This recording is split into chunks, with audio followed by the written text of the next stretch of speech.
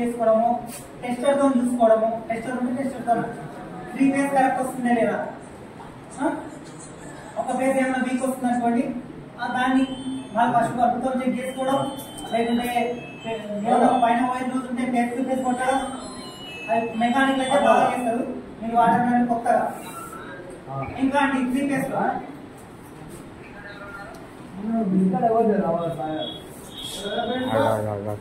అయిపోయిందా అండి? అయిపోతే సింగిల్ ఫేజ్ చెప్తా. ఇంకోటండి బాగా మెయిన్ గా మర్చిపోయాను, మోటార్ దించింది అంత బాగానే ఉంది, పంపు కూడా దించింది.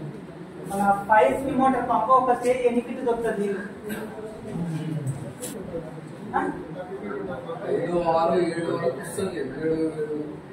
ఒక స్టేజ్ ఉందా?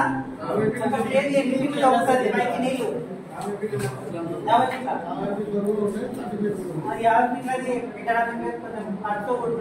మన సింపుల్ గా చెప్తున్నా. ఓకే అండి, 5 HP మోటార్ ఏదైనా ఒక స్టేజ్ 30 ఫీట్ దొరుకుతుంది పైకి.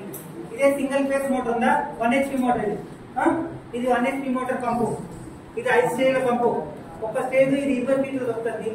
సింగిల్ ఫేజ్ కదా, నేను చెప్పింది 3 ఫేజ్ ఏమో 30 ఫీట్ దొరుకుతుంది, సింగిల్ ఫేజ్ పంప్ ఏమో 20 ఫీట్ దొరుకుతుంది.